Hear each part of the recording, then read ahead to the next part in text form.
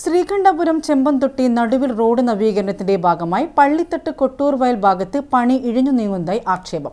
കൊട്ടൂർവയൽ പ്രദേശത്തെ യാത്രാക്ലേശത്തിന് പരിഹാരമായി പ്രവൃത്തി വേഗത്തിലാക്കണമെന്ന് നാട്ടുകാർ ആവശ്യപ്പെട്ടു.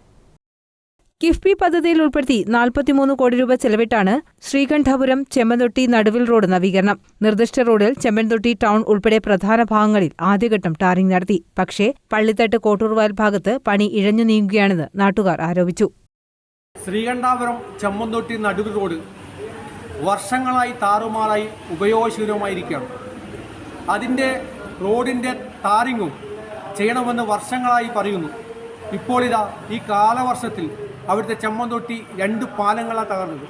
അതിൻ്റെ ഭാഗമായി നിരവധി വ്യാപാര സ്ഥാനങ്ങളുള്ള ചെമ്പന്തൊട്ടി ടൗണ് ഒറ്റപ്പെട്ടുപോയി. ദിവസങ്ങളോളം ധാരാളം ആളുകൾ യാത്ര ചെയ്യുന്ന നിരവധി ബസ് റൂട്ടില്ല ആ ഏരിയ, നിരവധി കോളേജുകളും സ്കൂളുകളുമില്ല ആ ഏരിയ, നിരവധി വിദ്യാർത്ഥികൾ സഞ്ചരിക്കുന്ന ആ റോഡിലേക്കൂടിയുള്ള യാത്ര വളരെ ദുഷ്കരമായിരിക്കുകയാണ്.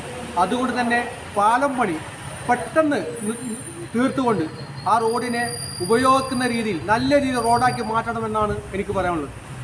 ഇരിക്കോട് കൺസ്ട്രക്ഷൻ കമ്പനിക്കാണ് നിർമ്മാണ ചുമതല. ശ്രീകണ്ഠപുരം മേഖലയിൽ വലിയ വികസനത്തിന് കാരണമാകുന്ന റോഡാണിത്.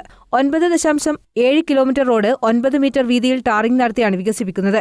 പദ്ധതിയുടെ ഭാഗമായി ചെമ്പന്തൊട്ടി പള്ളത്തും കൊക്കായിലും പുതിയ പാലങ്ങളും പണിതു. പള്ളം പാലത്തിന്റെ അപ്രോച്ച് റോഡ് തുറന്നിട്ടുണ്ട്. കൊക്കായി പാലം സമാന്തര റോഡ് കോൺക്രീറ്റ് ചെയ്ത് ഗതാഗതയോഗ്യമാക്കിയിട്ടുമുണ്ട്. പള്ളിത്തട്ട് കോട്ടൂർവയൽ ഭാഗത്തെ യാത്രാക്ലേശമാണ് ഇനി പരിഹരിക്കാനുള്ളത്. പ്രവൃത്തി വേഗത്തിൽ പൂർത്തീകരിക്കണമെന്ന് നാട്ടുകാർ ആവശ്യപ്പെട്ടു. News bureau, Irikkur.